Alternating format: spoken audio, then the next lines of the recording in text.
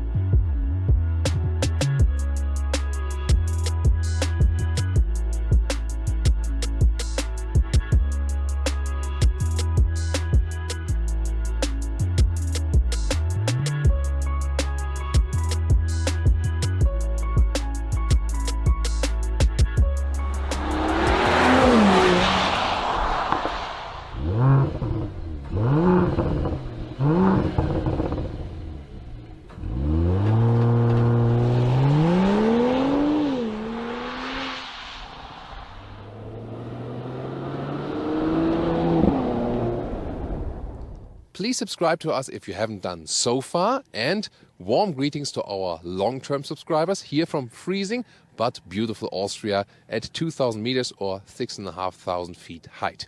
And here the Mercedes GLE S Coupé, especially at the 53 AMG.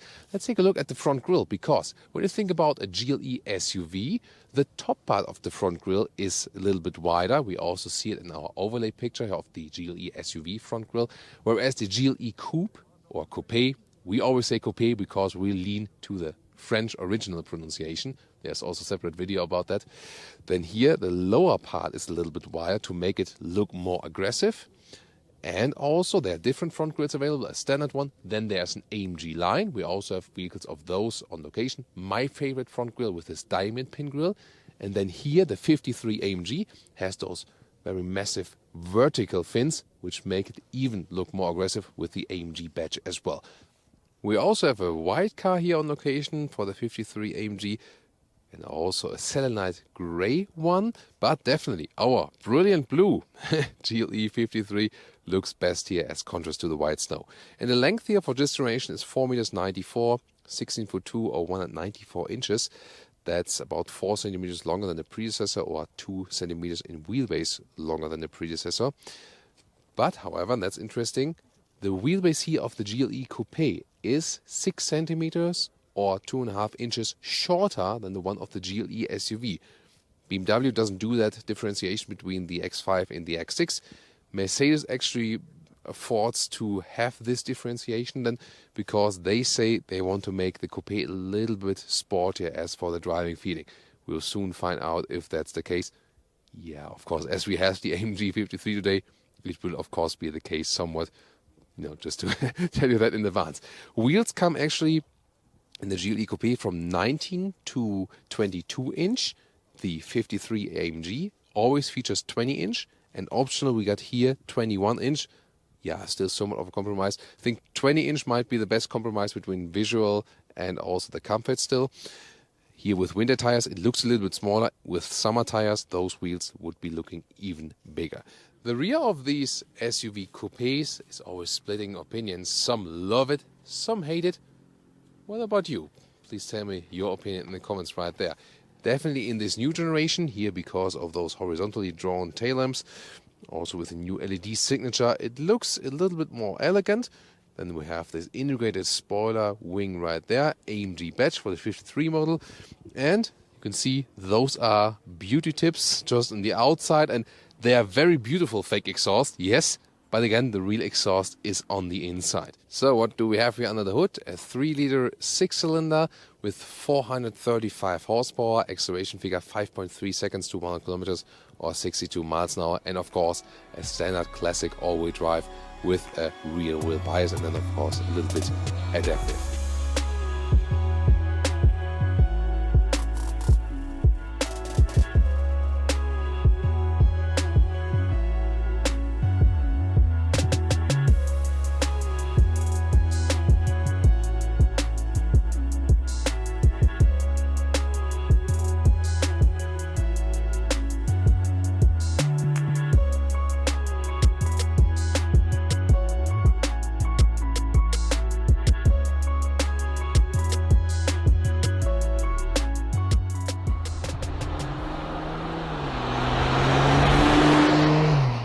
This is the car key, slim and light, also with the AMG badge here, of course, in this case, and a matte black finish. Yeah, quite fancy. I like that. Keyless entry. It's like when you put your hand on the outside right there to shut it, and then on the inside to open it again. Door closing sound. That sounds solid. Really cool. Do we also have soft close here? No, it's not in it, but I prefer a better closing sound. Soft close, of course, always an option. Then inside of the doors with the Artico leatherette cover, pretty high class. Then we have a carbon fiber inlet here for a sporty look. Burmester sound system with a really good sound indeed. Here seat heating, seat cooling, and also the gentleman's function. When you press this one, then everything you do here is for the other seat. When you want your boyfriend or your girlfriend, depending on who's driving, to have the seat heating. It's not powered at the moment, but it's a pretty cool function definitely. And reasonable door pockets right there. Then we have AMG entry badges and AMG floor mats here in the 53 version. Next to, there's with winter tires, please only drive 240 kilometers. Yeah, seriously. I would remove it anyway because it destroys this nice carbon fiber once again. Then soon more to the screens and so on. We have the AMG steering wheel, which comes with a flat bottom and some nice microfiber Dynamica on the side to have a better grip. The Distronic here in this new generation adaptive cruise control goes to the steering wheel. It's a little bit easier than for the left thumb button, for the right thumb as well on the other side to control the screens. Seats always come with sport seats in a GLE Coupé, and would be standard a full Artico sustainable leatherette cover. In the AMG 53 or then also in AMG lines, you get inside then usually with Dynamica microfiber like we see here, but for the whole inner seating area, and outside Artico leatherette. Again, Mercedes offers a wide variety of animal-friendly choices, also for the Coupé and also for the sports version. Just in this case, it's the full animal skin pack with some Alcantara. So let's get inside right here. It's a fairly easy entry. Of course, the AMG sits a little bit lower as for suspension and so on, but it's still decently comfortable. There's no panoramic roof in this car here, this very car, but you can actually get one. Then there's headroom check, still some left with 1.86 m or 6'1". And it's a really upright, comfortable seating position. Here the GLE Coupé has a flatter A-pillar, so you have a little bit less room. Yeah, with the GLE SUV you would have a more open feeling then, but still at a good level. Now the interior, and let's start with a fancy thing. You know, here the integration of the ambient light is one of the coolest here in the GLE and the GLE Coupé, and of course you can also change the colors. And it's not only right there, also other parts of the interior, you know, inside of the doors, and also, Jonas shows you that right there, inside of the doors, for example, at the co-driver side. That looks pretty cool. We can also change some more colors, and also at those handles, in the lower middle console, we can show that later. So pretty cool, but I stick definitely with one of the blue tones. The general overview is here with the big air vents. That's the same GLE Coupé and the GLE SUV. Overall the same, and 12.3 inch standard, 2 times for those screens, horizontal layout. Yes, the steering wheel is blocking something of that, depending on the position. Then again, the controls here, home screen and then right thumb to control the screen, but also with touch or with the lower trackpad, that's possible. So really redundant controls. On the left side then you can control those digital instruments, soon more details to those. And again, those gauges for the performance ones here, with the driving modes, also from this perspective. Digital instruments, this one is the AMG Super Sport view with revs on the right side, for example. Jonas can rev it up if he likes. Yeah, way to go, brum brum. So you can have this view, but you can always change what you want to see exactly. For example, what you want to see in the middle part, what you want to see on the right part. You can, for example, also have then a GPS input right here. See, like this. So this would be possible, or a view how the driving details are changing depending also on the drive mode you pick. Then you can see here how that one changes. But you can also change the whole view of the system. So this would be super sport, but you can also get just to sport. If you're not super sporty, but just sporty, for example, then put a little bit more classic. Then you can pick again what you want to see in the middle and also on the right gauge. So it has the G-force meter in the middle, and pretty flexible with that. Or you just go with a very classic view like this and have it there. Understate is also possible, that we know from the normal Mercedes models too. But this one here, the so-called classic view. Does it look like it's pretty cold here? It actually is. So let's make ourselves comfortable in the rear. First of all, you also have a nice article leatherette cover at the inside of the doors, also with the carbon fiber shoe tab, not to bring this snow in there. And the cool thing is, in this new generation of the GLE Coupé, you have more legroom. This is the seat as I would be driving. And you see, you still have plenty of legroom. So, because the wheelbase has been increased, if you compare it predecessor, GLE Coupé, to this one here. But then if you compare GLE SUV now to GLE Coupé now, as we are in here, you have a little bit less wheelbase again, SUV Coupé comparison. But still, you see, this is actually still totally decent. So for 4 tall adults, it's no problem at all. Headroom wise, this also works. I mean, it's of course just like this, like a hand over my head when I lean my head backwards. It still works, so there's hardly any big compromise. Of course, the SUV then offers more headroom. And there's one thing they changed here. The seat bench is a little bit lower, so it falls even more backwards. And it's still very comfortable in here, yes, but that's like at the cost of comfort. That's what you pay for that, So it goes back like this. So you are sitting more comfortably in the SUV in the rear. It's the same also BMW X5 versus X6. That's also more comfortable in the rear than in the X5. So yeah, at some point they wanted to keep the headroom, and so they had this decision then. So what about the luggage compartment? Is there any big compromise here? Let's find out. You can also have this foot kick opening mechanism like this. There was the proof.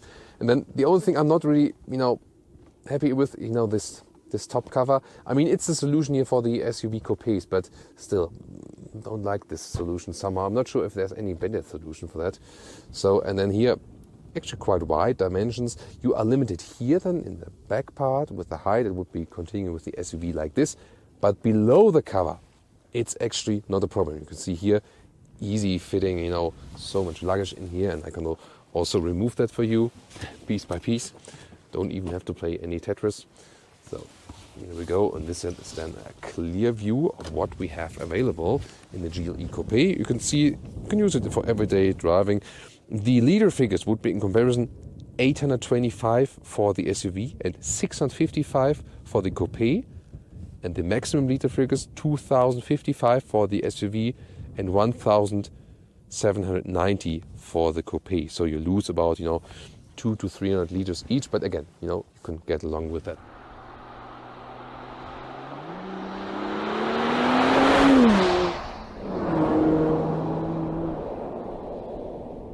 Well guys, let's start with some sporty driving.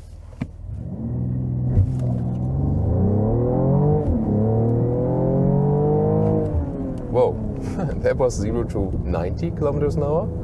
Pretty powerful, and there you can see already what this AMG beast is capable of. And we don't need a V8 for that. So sports mode here, the exhaust note is also tuned up. And wow, pretty beautiful tunnel in here. So very scenic road also for you guys. Wow, hard on the gas. We have to be a little bit careful, definitely. I go back to the Sports, but not Sports Plus. So we still have some ESC left. So you shouldn't exaggerate that also when the road is a little bit wet like it is at the moment. But definitely you feel the pure sportiness of this vehicle. First of all, that the Coupé is a little bit sportier than the SUV. Feels like, a smaller vehicle, definitely. And then of course this AMG setup we have here, this not only changes the power, that would be one thing. We have driven, the base engine of this one before. Definitely beastier in the engine performance, but also as for the other setup, the air suspension is really laid out very stiff. And also the front axle, this is an important point for the steering precision. So they have a different front axle here on the 53 AMG version, and so it is for once a little bit stiffer than from the front again, but also a little bit more precise as for the steering, so the more direct input is guaranteed. And this is again a thing of, you want a sportier, then go for this one. You want more comfort, then maybe go for the most powerful non-AMG version, but you can pick that for yourself. And feel here that the input is really, really precise. See it here, it's a slalom-like effect as you would have maybe with a sports car also. That's pretty cool. So now for whatever reason, speed is being reduced here, but that means then later on it's also being taken away. And I mean, driving slowly with this vehicle feels like standing still because the noise insulation is so well done.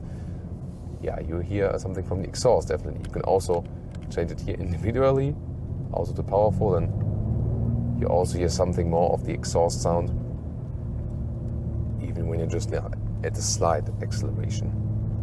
So I have to be a little bit careful right here.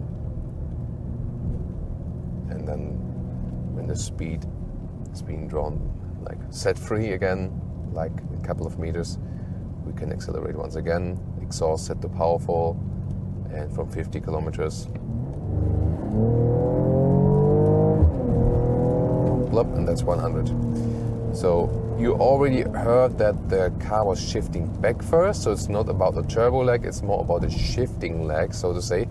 How can you not have that? Well, use the shifting pedals on your own. Oh wow, great ambient lighting here also in the tunnel.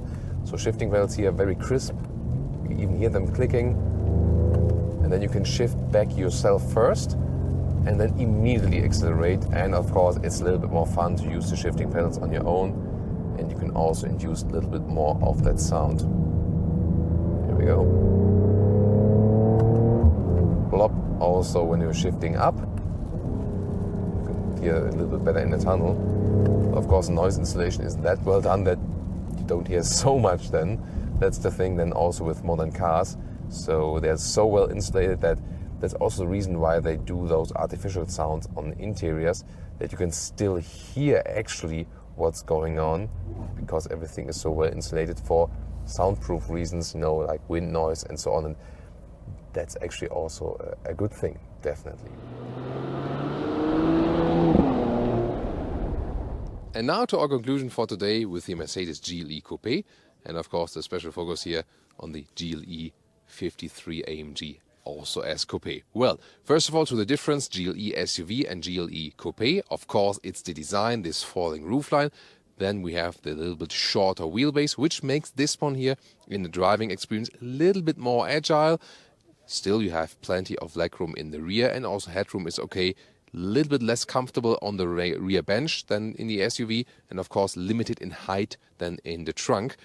However, still very well usable. And of course, the difference when you take a GLE SUV and then to the GLE Coupé as a 53 version, it's even bigger, because here in the AMG 53 is of course even sportier, especially from suspension. You have to know that you will lose comfort with this very stiff air suspension they put in here. So if you want this comfortable air carpet ride, then you should not go for the 53 AMG model, but rather for one of the non-AMG models. And always take a look at the wheel size. So when you go a little bit smaller, then you also have a little bit more comfort. Then you can actually vary if you want it sportier or if you want it more comfortable.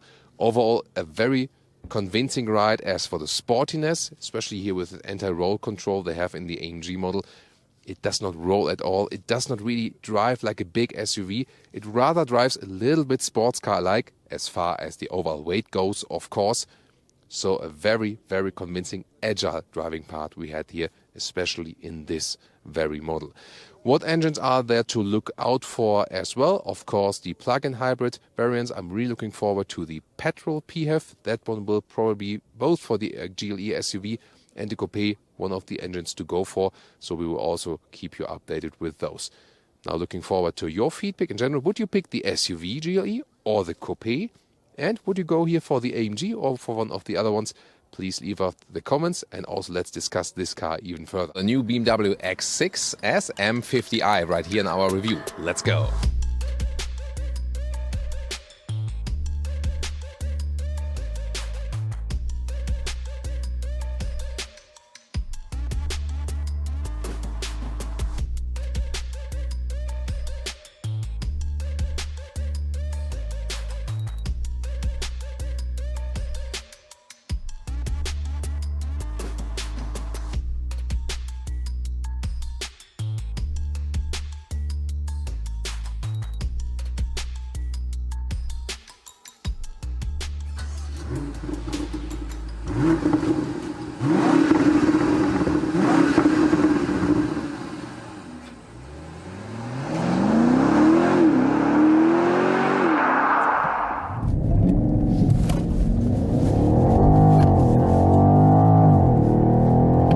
And that's, oh, that was already 110.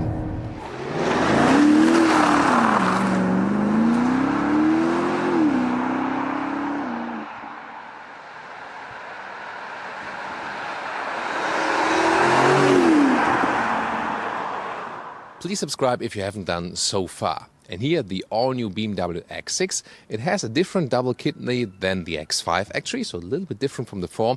And if you compare it to the predecessor X6, this one here even stronger in the front. And of course, this new three-dimensional look of the double kidney. Closed fins here at the moment on the inside, they open on demand, so this is more efficient than that they just open when the additional airflow is needed. As the M50i, it has also a stronger lower bumper and those air intake style here in the lower parts, so really aggressive. Riverside blue is the color for today. Yeah, a nice Thomas blue, as we call strong blue tones here on Autogefühl. 4 meters 93, 16'2", or 195 inches is the length of the X6. It's the same as for the X5, so also the same wheelbase. Whereas Mercedes differentiates the wheelbase between GLE and GLE Coupé, they go for the same wheelbase right there. And that means also they have the same features and somewhat the same driving dynamics. However, the X6 is set up a little bit sportier as for the suspension. Suspension starts with an adaptive suspension directly, then there's an adaptive M suspension with a little bit stiffer setup, and then optionally you can also go for the air suspension. And also this one here directly gets the rear differential lock, the M50i. And what you can also get is the rear axle steering. They call it integral active steering here now with BMW, that it also includes this rear axle steering feature to reduce the turning circle and to make it a little bit more agile at slower speeds. The rear is where the biggest design change happens here if you compare it to the outgoing model. Here, more horizontally drawn tail lamps, and that makes the rear on the one hand more elegant, on the other hand it stresses the width also. Then this additional spoiler lip here in the vehicle color. M50i badge right there, and also this M Performance model gets the grey contrast in the lower part together with the vehicle color diffuser style. And those are beauty exhaust tips on the outside, the rear ones on the inside, and 4 exhaust pipes actually here for this V8 model. So apart from a small engine for the Chinese market, the X6 worldwide is all about those 3-liter 6-cylinder engines, and in this case also the 4.4-liter V8. So the M50i here, 4.4-liter V8, 530 horsepower, and just over 4 seconds the acceleration figure to 100 kilometers or 62 miles an hour. All-wheel drive, of course, with the rear wheel biased is standard. As an alternative, there would also be the 40i, which is a 3-liter 6-cylinder petrol engine, 340 horsepower. The consumption difference will be about 3 liters on 100 kilometers or 10 mpg, so the 6-cylinder definitely more fuel saving.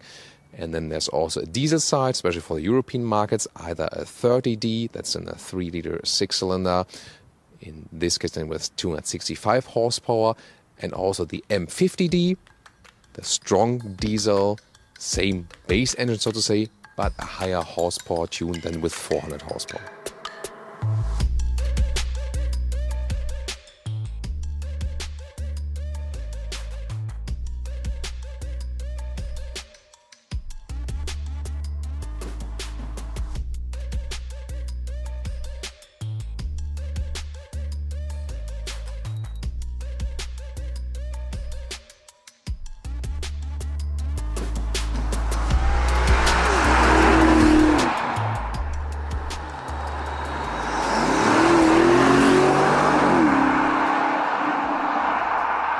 Then higher interior build quality if you compare it to the predecessor. Hofmeister King design element here for the door handles on the inside, everything galvanized as for this part. Really cool. Then carbon fiber inlets here for the M50i. You can also get different decor elements, of course, for the X6 in general. Reasonable door pockets also for bigger bottles. Then the M50i also gets those entry badges and also aluminum pedals. Next to a sportier M steering wheel, which can also be heated with a separated button on the steering wheel. And those seats here are also a sportier version. So for the X5, for example, you can also get other base seats. The X6 is already a little bit sportier in some elements. And sadly for the X6, only animal skin seats available so far. In the X5, you can also get the more sustainable and animal-friendly SensorTech material. I really love the combination as for the color. Just wish this one was also available in SensorTech, but I would probably go for the BMW individual program and then order a SensorTech for me, because obviously it's possible. But I mean, this combination from the blue to the beige is just beautiful. You know, the color combination, that's really cool. Seats from the form is really comfortable. You have the upright seating position. It's not too different from the X5. Of course, the A-pillar here is a little bit flatter, so in the X5 you have a little bit more open feeling. Here, sportier, somewhat more caged-in feeling, but still you get this elaborate, high, big SUV driving feeling, which is pretty cozy and pretty comfy. Then the steering wheel can be adjusted here with the electric support, and you can find a good driving position. And even if you're 1.86 or 6'1", as I am, still some headroom left, so for tall people no problem. But again, the X5 will be a little bit better as for this case. Interior overview, everything is very well organized but also digitalized. Here we got the carbon fiber inlets, and this digital cockpit is also standard 12.3-inch screens on both sides actually. Soon leads to those screens and also the other ones right there. First of all, the steering wheel again with a compact size, M form. Then on the right side you can activate the voice activation with a button, or also say, "Hello BMW, drive me to Berlin." That would be one example. Okay. So for the GPS input, for example, that works very well. Some takes a while, if you know, depending on the web connection. But here you can see works pretty well. You can also change the temperature for that and also ask the car some things, and you can just try it around, and it's a good system, the best one at the moment, together with the MBUX of Mercedes. Then the rest of the steering wheel. On the left side you have the adaptive cruise control, also with the highway mode. It can also change lanes, by the way, if it's allowed in your country to do that. The shifting pedals here also, plus and minus, or with the 8-speed automatic converter gearbox. Then, if we go back to the middle part right here again, zoom more details to that screen. First of all, the climate unit is still separate here. You can control it while driving like this. And also with AC on and off, that's cool. I like to be able to do that, to shut off the AC sometimes if I like to. Not possible in the 3 Series, by the way, but here it is.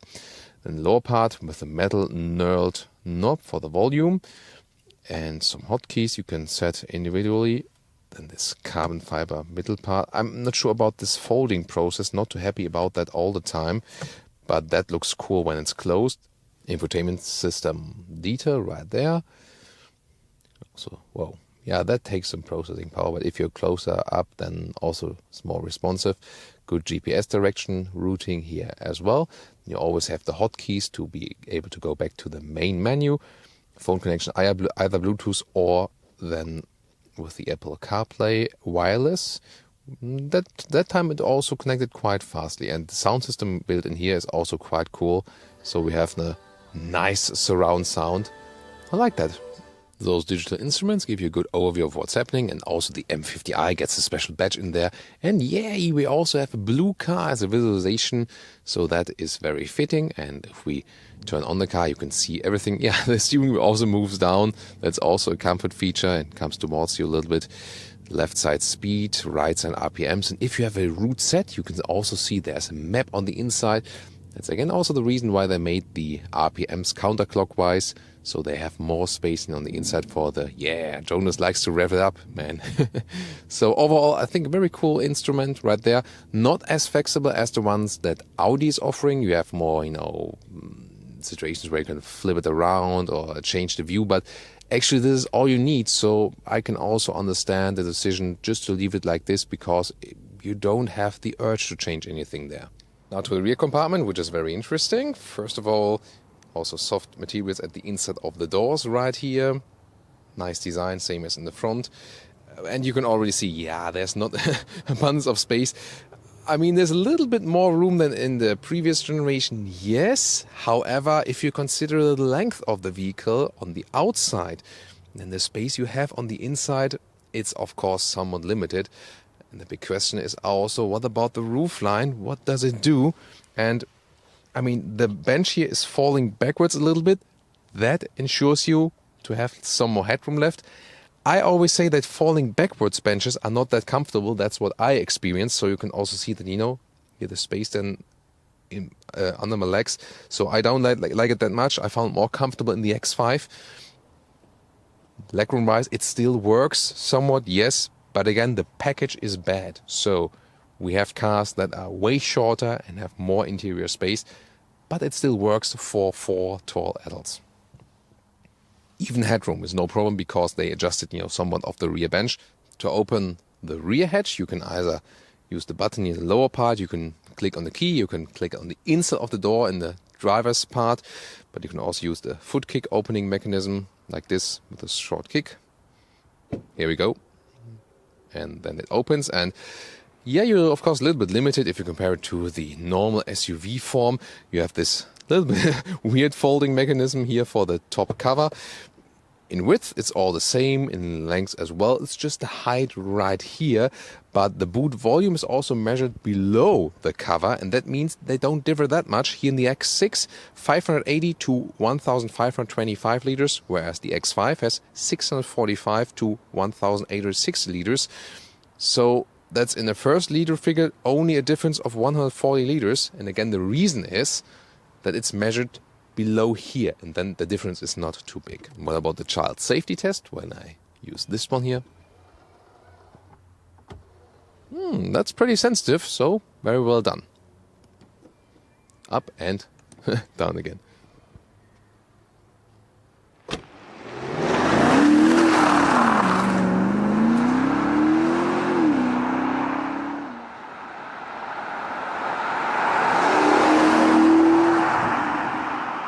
Welcome to Thomas's Driving Lounge with the M50i here of the all-new X6, and we can put it to sport mode, and yeah, don't have to care about that or have to worry about that.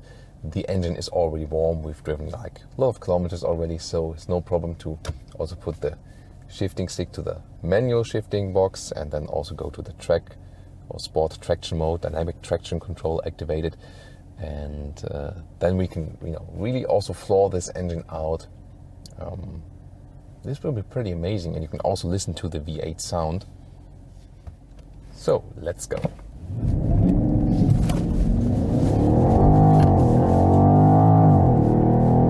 Plop, and that's, oh, that was already 110. Whoa.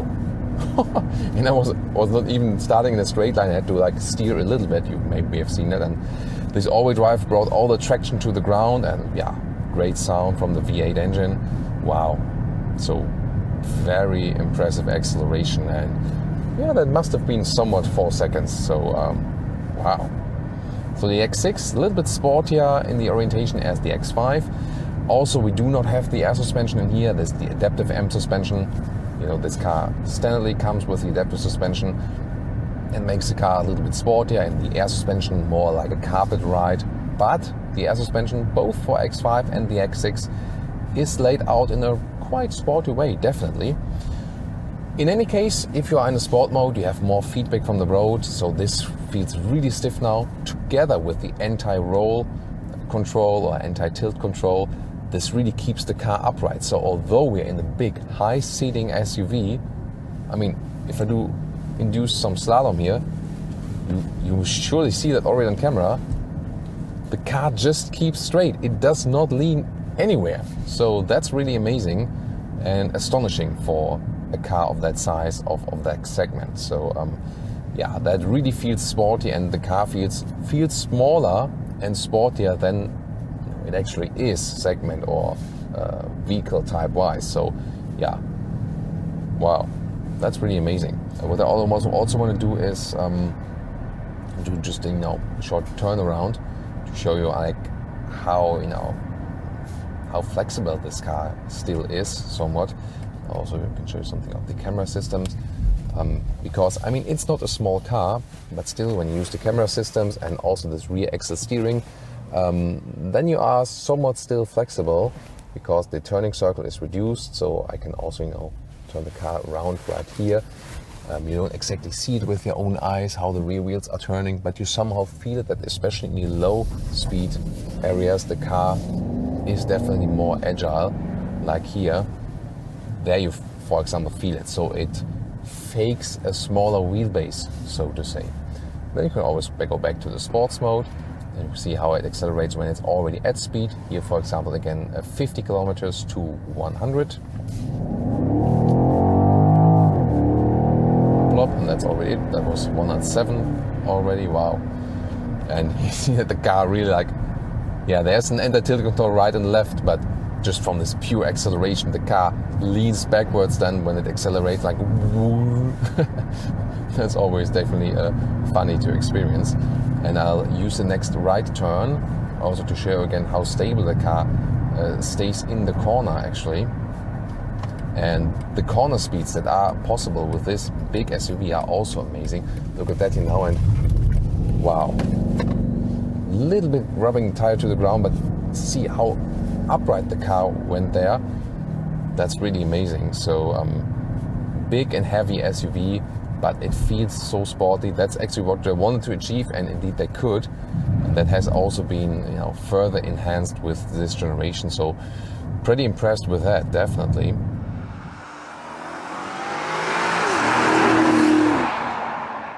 And back here for our conclusion for today with the all-new BMW X6. In the exterior, it is a little bit sportier and more elegant than the previous generation, so I think that works very well. Interior, stepped up the build quality, and of course we know it already from the X5 that isn't too different. Really a very lovely interior. Sadly, unlike with the X5, no animal skin alternatives yet. At least BMW promised that they're working on that, and also of course for future models, but still a disappointment right here. Then the interior space, I mean, it's more or less the same also with the X5, just that the trunk space, you can live with that, no problem. You lose a little bit in height then if you want to transport something which is really high, then the X5 is actually better for you. This one then if you prefer this sportier styling. Driving wise, also somewhat similar to the X5, of course. This one set out from the basic setup, a little bit sportier, you do feel it. And of course, as the M50i, this is the most powerful, the most fun engine you can get so far. Yes, there will also be the X5M and the X6M, which will be the most powerful then from the real M lineup. This one here, the M Performance model, so the most powerful from the normal lineup from the X5 and the X6. Definitely a lot of fun. Well, yeah, this 8-cylinder always has also a high fuel consumption, so that's no doubt, have to live with that. My pick would actually be the 6-cylinder petrol engine, both for the X5 and the X6, or thinking about even the PHEV model. This could be a very clever choice. This one here, if you really want this V8 sound, and if you, want to spend more money also on fuel. But definitely a great acceleration, a lot of fun when you really floor this car out. Join us for the Porsche Cayenne Turbo Coupé. Let's go!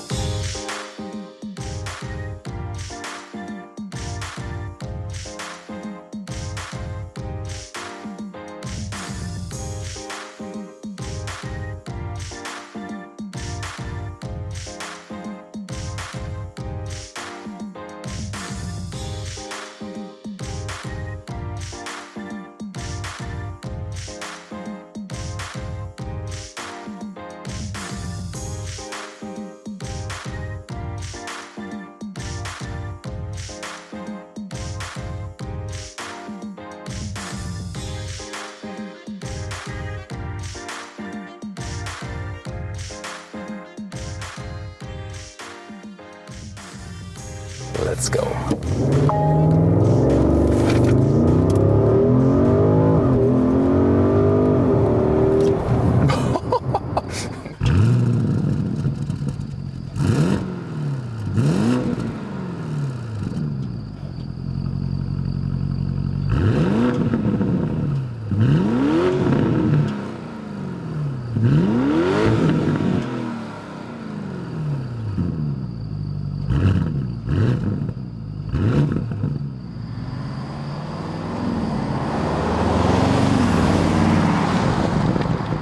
In the front of the Porsche Cayenne Coupé just looks the same as a normal Porsche Cayenne SUV. The turbo, of course, with a little stronger air intakes here, especially in the lower area.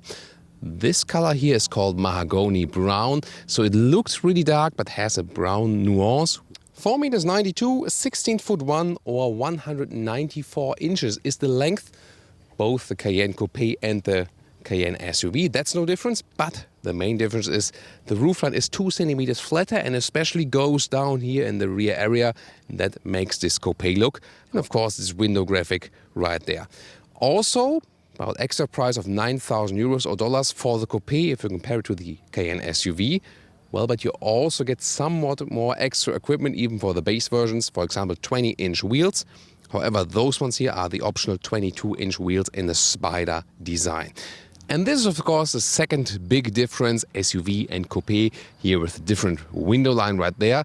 Because it creates less drag, you also need a separated wing then. It folds up when you get to a speed over 90 kilometers an hour, and then it goes up or down 13.5 centimeters again. Oh, and by the way, if you see it going up here now, this is a so-called cleaning position. It does not go all the way up. It could possibly going be up because it only goes all the way up when you're driving really, really fast. Then the Cayenne Turbo, of course, has some more sporty features like those quad exhaust pipes, and they are real ones, not fake. We've seen a lot of fake exhaust pipes recently. Here, not in this case. And then this typical new Porsche design where this light strip goes all around the vehicle. And also just dimension-wise, this Coupé here is always 2 centimeters wider also than the SUV, so has a little bit more stance on the road. And now we're here with the direct comparison, the Cayenne SUV and the Cayenne Coupé. And you can see this is really all about this roofline that is falling then right there. Which one is more beautiful to you? I would really like to see your reaction to that in the comments. This one here, by the way, both vehicles are the Cayenne Turbo, so you can really relate to that. And also interesting, both have the very same wheel design, this Spider wheel design, but here with the Cayenne SUV, those ones here are 21-inch. and those ones are the biggest 22-inch. So I think 21 still works very well. Or what would be your take? So what's under the hood? Before we talk about this one, let me give you the general overview about the engines. So for the Coupé here, the same as for the Cayenne SUV, a 3-liter V6 single turbo with 340 horsepower, 6 seconds is the acceleration figure, that's the entry engine. Based on that one, there will also be the plug-in hybrid. I can already announce it to you right now. So the same also for the Coupé. A very interesting one because we had about 2 liters less of consumption for the hybrid, 9 liters about. The other engines about 11 liters on 100 kilometers. Very interesting. And then there is the 2.9 liter V6 bi-turbo with 440 horsepower. Second less in acceleration, about 5 seconds. And then, ta-da, the one we have here right now, the 4-liter V8 turbo. So the turbo with the turbo.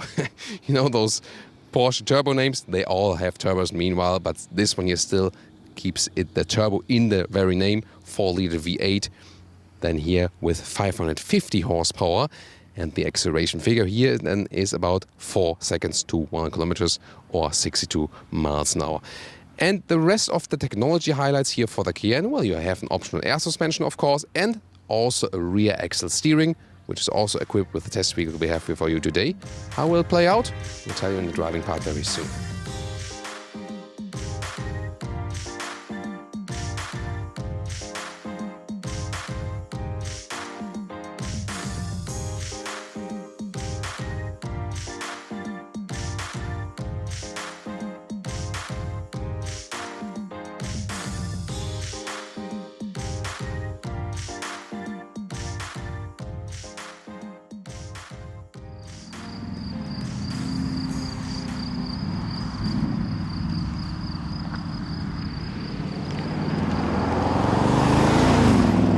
This is the car key, a little bit slimmer than we used to know it for the Cayenne, but it's the same for the SUV and for the Coupé.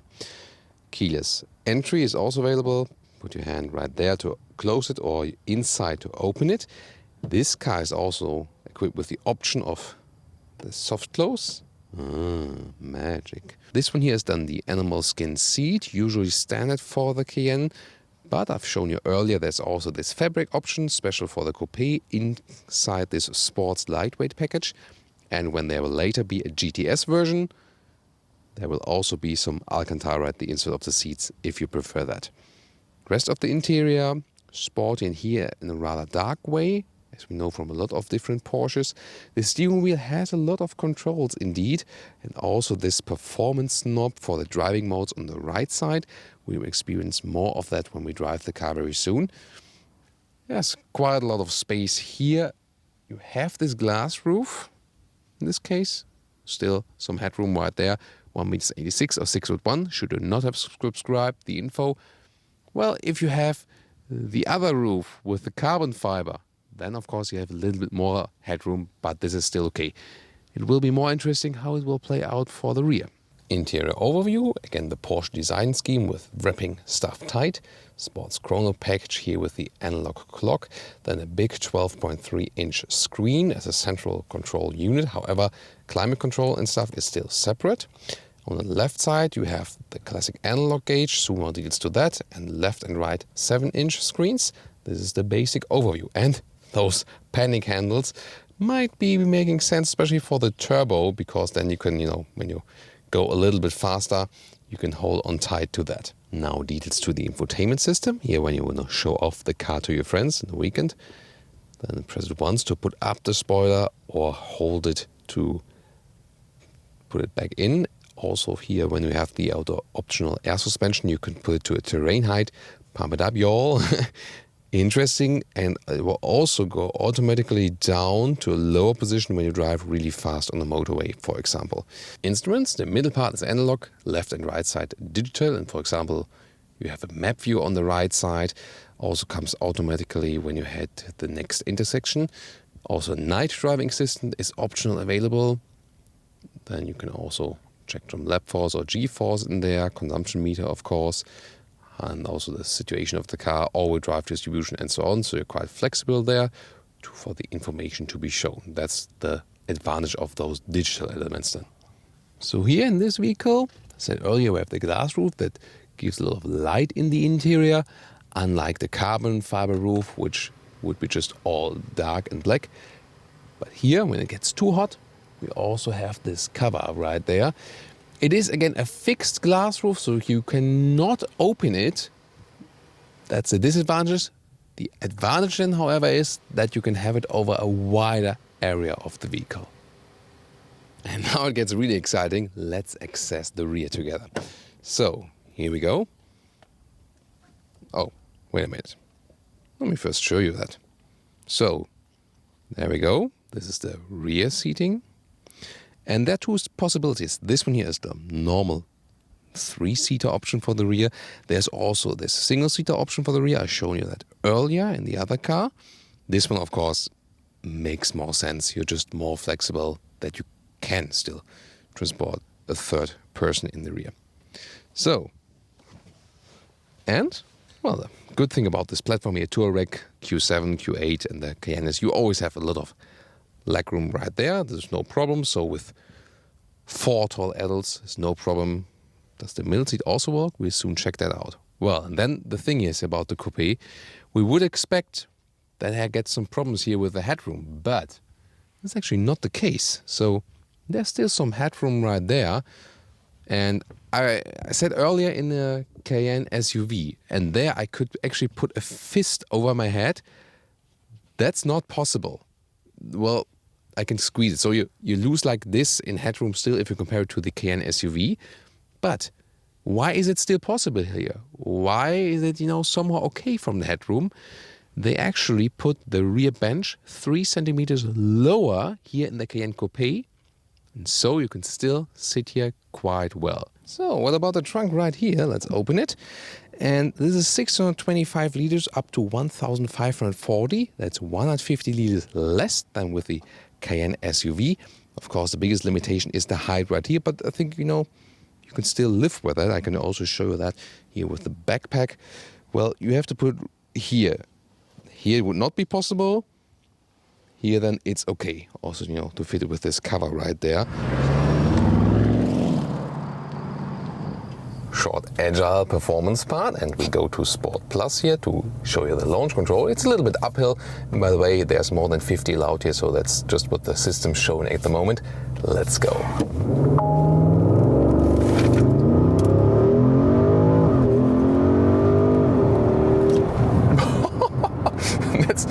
There was already more than 100 kilometers an hour, and did you see how the car was like a spaceship? And that was uphill. So yeah, that's the difference you have when you have the turbo. Wow. Hardly ever felt such an acceleration in an SUV, and again, a little bit uphill. Really crazy. That is really crazy. Soon we also get to the normal driving part, so some more everyday driving situations. Here again we have some more nice corners for you, and that shows how the steering is set up in a very natural way. Really gives a good feeling, makes this car a little bit smaller as for the feeling. Beautiful also with the fork. Road a little bit wet, and I mean even at those wet conditions the launch control worked pretty well, so it reduces also the slip. And together with this rear axis steering that works very well, especially at those lower speeds, the car gives a very nice agile handling. And here also driving uphill all the time, there's no lag or no delay whatsoever from the acceleration. You immediately have everything you can possibly get as for the power. Wow.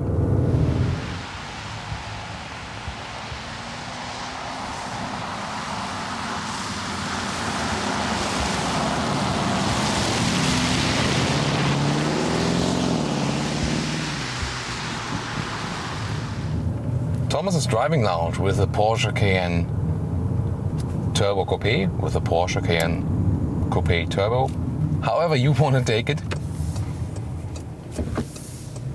Of course you can somewhat start it silently, but the turbo will always be a little bit louder. Then again we have this performance exhaust right there. Here's another one in lava orange coming towards us. But with this turbo, you always have the Sport mode, Sports Plus mode. If I would be evil right now, next to the old lady, I would press the throttle and maybe cause a heart attack, but I won't do that. But you know, that's the thing of this car. Here, when I'm in a neighborhood, you can leave it in a normal driving mode and be somewhat silent. That's still okay. As soon as you get out of the village, then you can let it fly a little bit more. So those instruments here are a little bit blocked by the steering wheel as I have it in this position. It's even worse in the new 911. Here it's still okay, but they somehow had to find a compromise between keeping it in some of the old school style, the retro style, and offering those new digital gauges. So that's then where you end up with. Is it a difference driving the Coupé and the SUV? Yeah, that was a good question initially, and now we can also accelerate it out again. And well, you know, this kick down is more, it's not about any turbo lag or something, it's more about the gear shifting you do. You know, you can also shift back the gears yourself. Here, for example, second gear now, 60 to 100. Then shift up yourself. That's of course a lot of fun. And then you of course go on and no one else can follow you. This is really sports car performance alike, especially here with the turbo. And of course, this even harsher exhaust note. Always braking for birds, watch out. This shifting pedal experience, by the way, is really nice because the feedback you get from the shifting pedal is really smooth and somehow crisp at the same time. I really liked it, so they did a great job in giving a good feedback from that. Say goodbye from this today's driving part with another acceleration here in the woods. You can enjoy the sound once more and this acceleration together with us.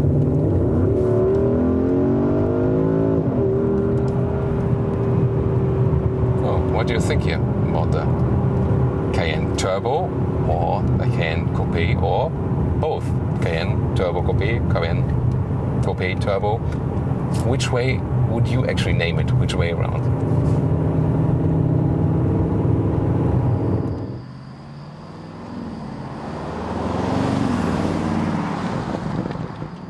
And before we get to our final conclusion, what is the consumption conclusion for today?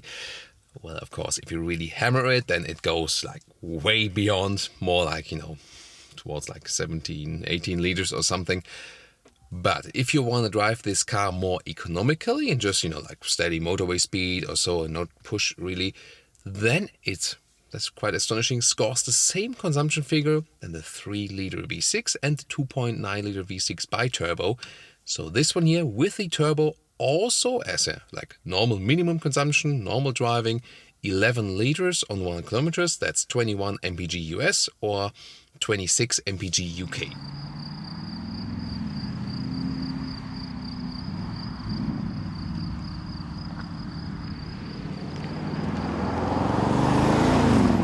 And now to our conclusion for today with the Porsche Cayenne Coupé. In this case also the Porsche Cayenne Turbo Coupé. From the exterior, difference the Cayenne Coupé to the Cayenne SUV, as I've been naming that one throughout the day. No, it's more that you have here this more put-up 911 style, if you prefer that. Maybe you also prefer just the Cayenne SUV. My personal take would still be the SUV. Which one would yours actually be?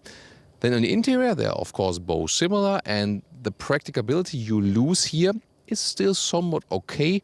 So they also had some effort, like, you know, with putting the rear bench a little bit lower, that you don't lose too much headroom or so. So you can still really live with that, have almost the same practicability. Of course, the SUV in this case will do even a little bit better. Driving-wise, they're also pretty equal. It is still a big SUV, but it's also a sporty one. And in this very segment here, the Porsche Cayenne still sets somewhat the benchmark of sporty riding. With those 22-inch wheels, of course, you do lose comfort. The air suspension evens it out a little bit. But still, if you want more comfort, you would stick, for example, with those base 20-inch wheels. Or maybe 21 could also be an alternative as for that. And then, of course, the question is turbo or one of the lower specs. This one here has more punch, yes, but the other ones are already a little bit faster. You can actually get the same exhaust sound if you go for the same exhaust option. So that's also possible with the lower spec version. My tip would be also price performance wise, just go with the base V6. This one is also totally sufficient in power.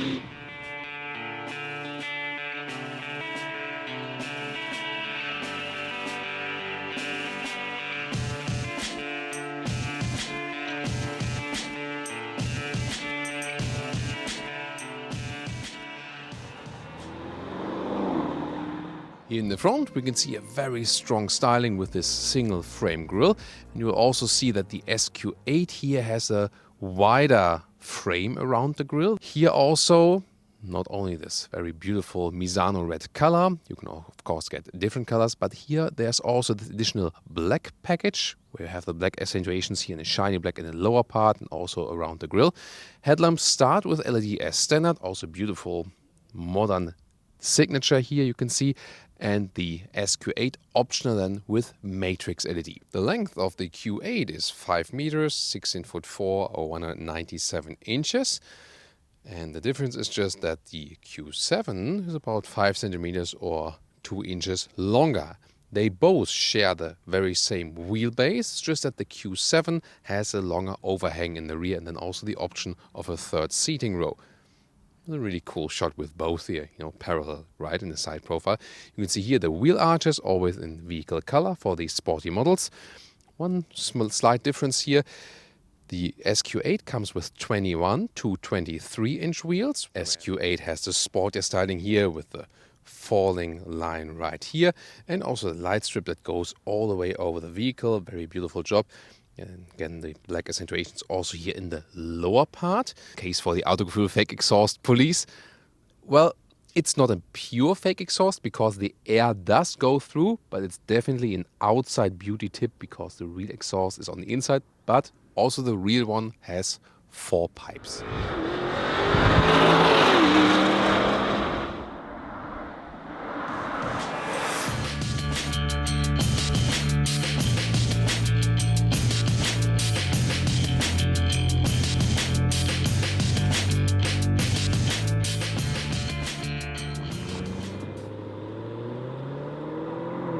Screen setup is as this: 12.3 inch digital instruments, 10.1 inch central screen and 8.6 inch screen like this for temperature control, but also for address input.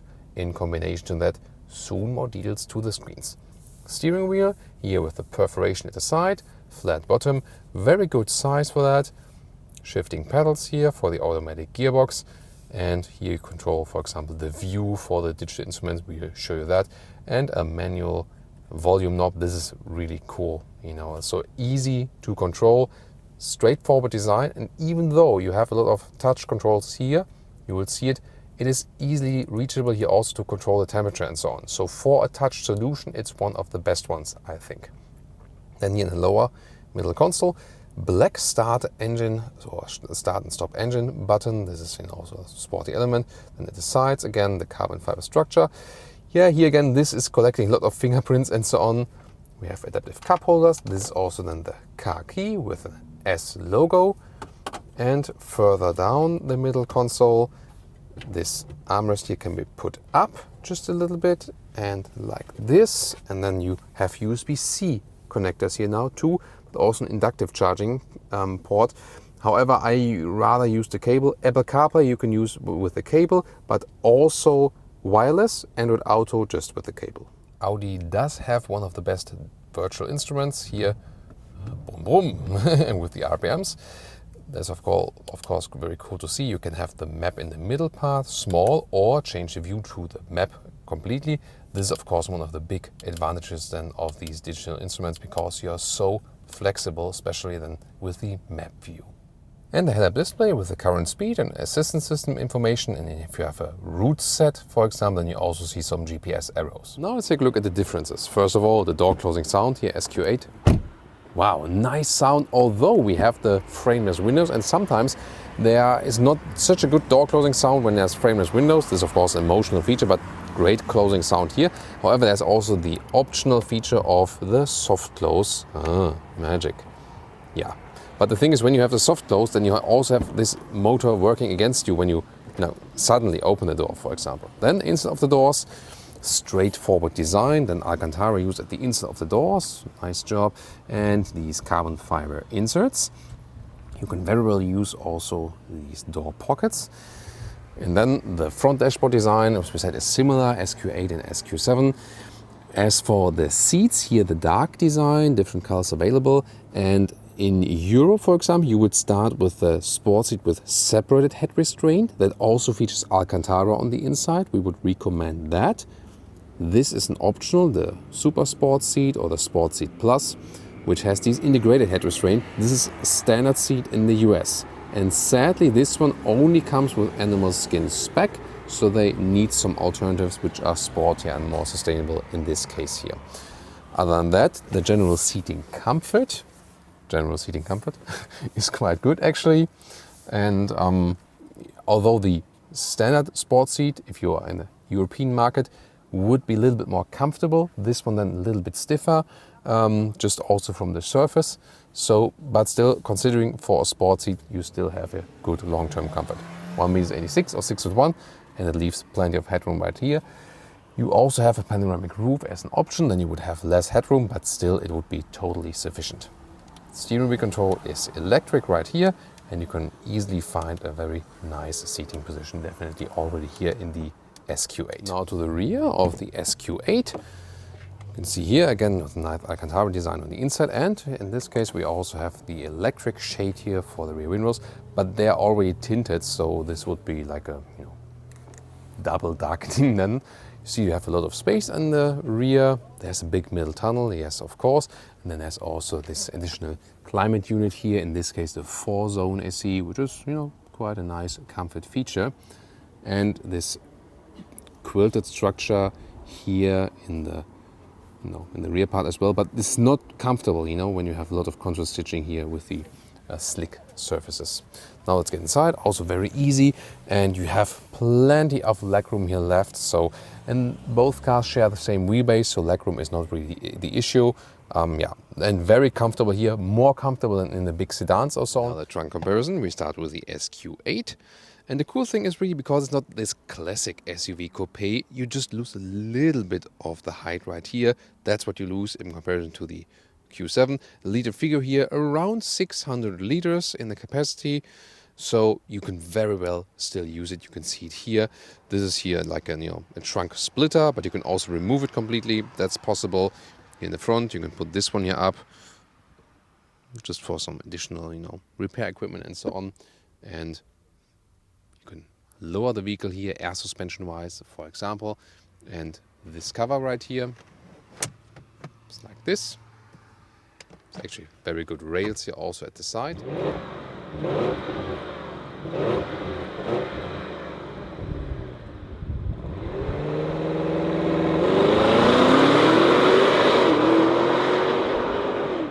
With the engines, so the SQ8 and the SQ7 was so far, at least in Europe, offered them with turbo diesel, but now I decided to go back with the petrol engines again, looking at the whole worldwide market, that the performance SUV is rather bought than also with a petrol engine. So what do we have here is a 4-liter V8 bi-turbo, cylinder on demand, mild hybrid, both inside for fuel economy. But for power output, you have here 507 horsepower, 770 Newton meters of torque, and the acceleration figure is 4.1 seconds to 1 kilometers or 62 miles an hour. If you compare, for example, an SQ8 to an RSQ8, is 0.3 seconds. Is the RSQ8 faster and 100 horsepower more? But for that, you pay 25,000 euros more. Here, the SQ8, for example, 100,000 euros in Germany without extra equipment, or $90,000 in the US. But of course, with these big Audi vehicles, usually you could easily add some 30k options to the base price.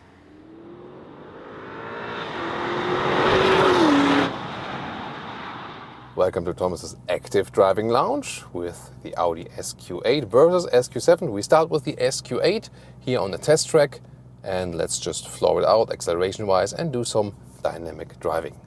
Let's go.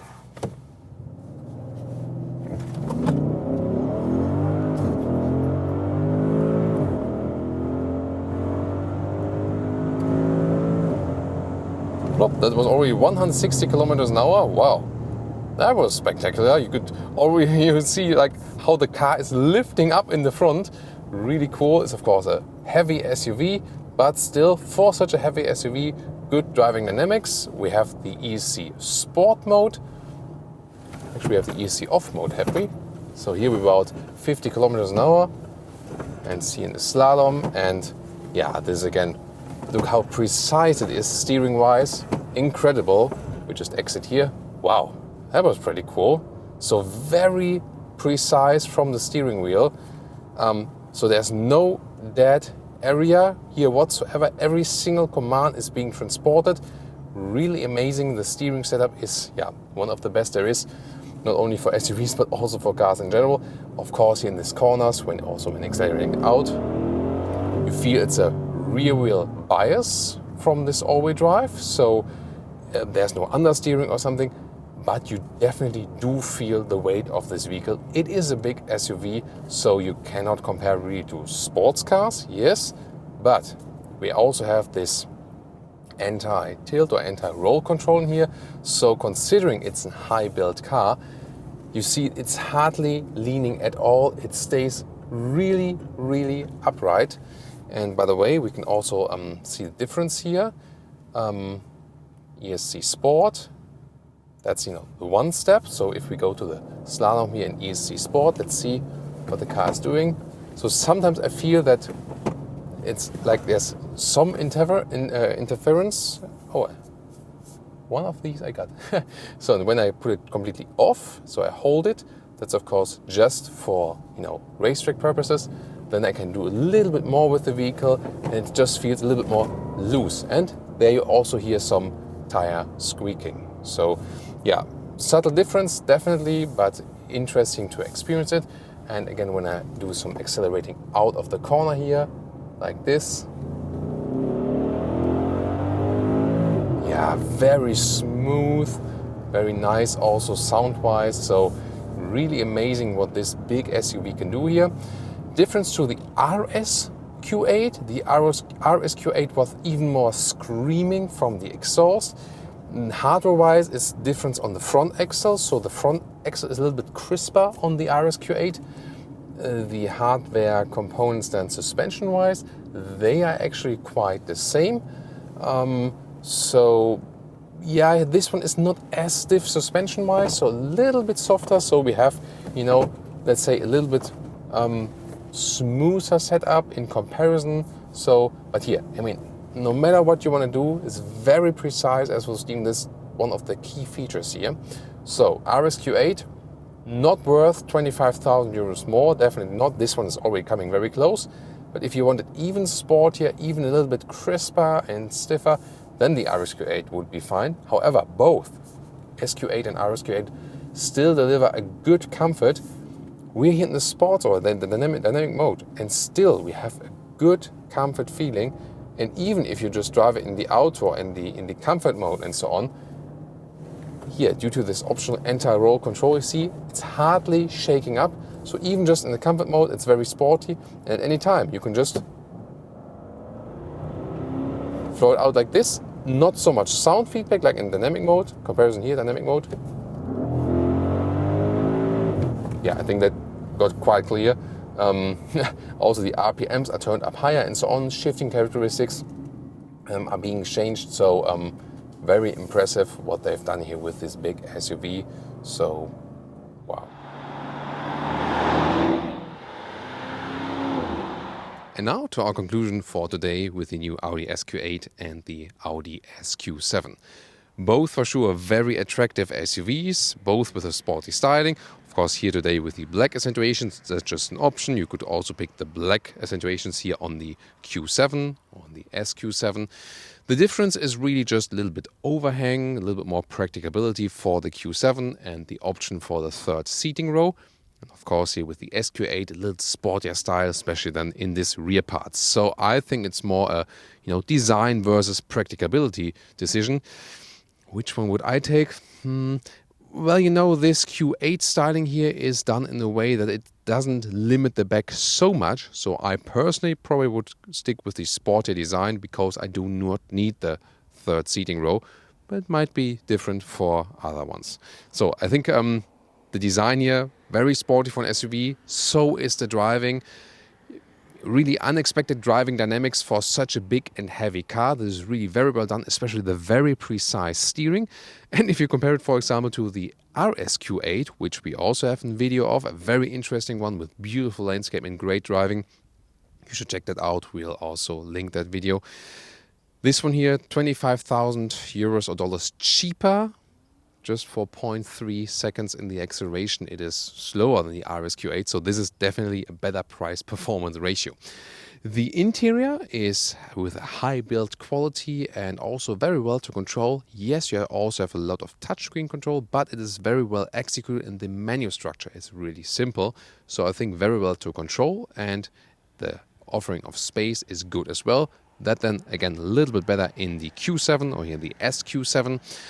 And that they went for the petrol engines again. Yeah, I mean, you can understand that worldwide it just made more sense and it really more fits to these, to these performance cars. The only thing that is missing is an animal skin replacement especially for the US market. In Europe, we at least can get some Alcantara on the seats. Of course, you would need worldwide also sportier seats and also some that are a little bit more sustainable. Other than that, this is for a sporty SUV. Almost perfection in the execution. And now the conclusion of this SUV coupe comparison. Design-wise, a verdict is always a matter of taste. However, we can say that Audi took the most progressive approach with the design of their Q8. They also show the most angular design, whereas the Porsche Cayenne has the most consistent design over the generations, still with predominantly round shapes. The BMW X6 and the Mercedes GLE Coupé are somewhat in the middle between that design-wise. So which one turns most heads? Definitely the Audi SQ8 and then the GLE Coupé with that strong AMG grille. But which one is the most beautiful one? Well, that's up to you. My personal favorite in exterior styling, I really like the extraordinary approach of the Q8 or the SQ8 and would take that design as a first impulse, but when I think long-term, I think the BMW X6 would be a more timeless choice, so that would be my pick for the exterior design. As for the interior, the build quality is top-notch with all these cars, whereas BMW especially stepped up the game in comparison to the predecessor. You could argue that they are even starting to get ahead of their competitors. Infotainment-wise, Mercedes and BMW offer the best voice recognition system. Audi and Porsche set all sails on touchscreen, whereas BMW and Mercedes also offer a drive controller, a better redundant solution for controlling the infotainment system while driving. However, the software of the Cayenne and the GLE are more complicated. The software of the SQ8 and the X6 offer a better overview and navigation through the menus. Purely software-wise, Audi has the best intuitive solution.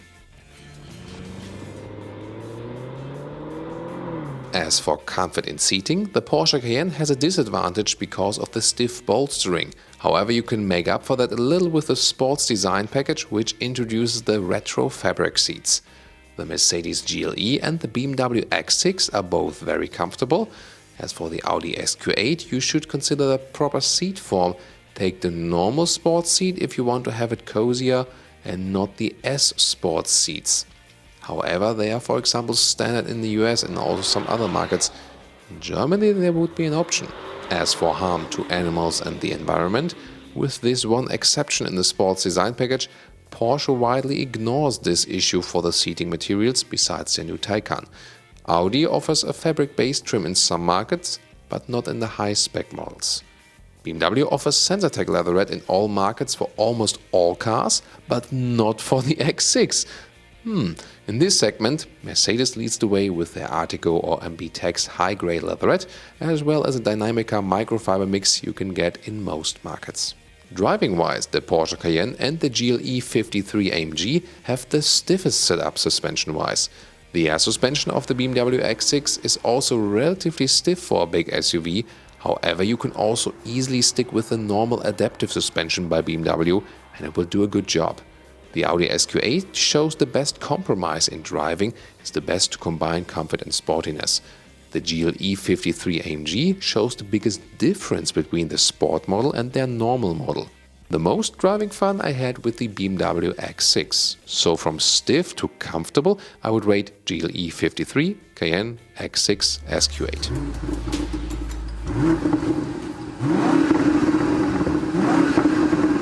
Engine-wise, only the GLE 53 AMG comes with a 6-cylinder, all others take the 8-cylinder approach. So the GLE 53 Coupé is the slowest in acceleration. The 8-cylinder SUVs are over a second quicker from 0 to 100 km or 62 miles an hour. X6, Cayenne and SQ8 only take about 4 seconds for that sprint. As for fuel economy, well, they're all pretty bad in that. Best choice here would be the BMW 6-cylinder from the X6 40i, so stepping down, if you want a more economical alternative. And Mercedes and Porsche do offer plug-in hybrids for the SUV coupés, Porsche even in a performance version.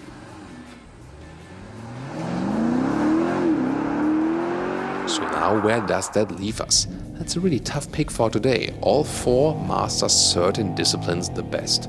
The Porsche comes with the sleek design of a put-up 911 and the very sporty handling and abundance of power. The retro fabric seats in the sport design package are pretty unique. However, the Cayenne is suspension-wise, together with the GLE 53 AMG, also the least comfortable one in this test. The Mercedes GLE 53 AMG Coupé is way stiffer than the non-AMG versions. It offers the best natural voice input with the MBUX infotainment system. The GLE offers high-grade leatherette seating and in a lot of markets a nice microfiber Artico mix. The Audi SQ8 shows the best compromise between sportiness and comfort. The driving is just flawless. As for the interior, the user interface is touch-only and very intuitive. Especially in high trims, Audi uses a lot of animals for the car. The BMW X6 has the most natural driving feeling without being too stiff. The adaptive suspension is so good that you don't have to pick an air suspension even. One flaw of the X6 is that it has limited legroom in the rear for a car of that size. Voice input is very good, the material quality is great, however they do not offer Sensitech from Works for the X6, maybe it is possible to make an individual order. So my verdict, SQ8 most striking on the outside, however I found the overall timeless and sporty elegant style of the X6 more pleasing long term. User interface is voice-wise the best with Mercedes and BMW, touch and menu structure-wise best with Audi. Seating comfort is the best with BMW and Mercedes, seating material-wise Mercedes leads it. The driving fun? Well, surely in all of the cars, no doubt. The Audi SQ8 is a great all-rounder, the X6 has the most natural driving feeling, GLE 53 and Cayenne are feeling the sportiest and stiffest. So, for me, if the dealer could get me an annual free seat for the X6, I'd be on board with the BMW X6 M50i. What would be your pick and why? Tell us in the comments.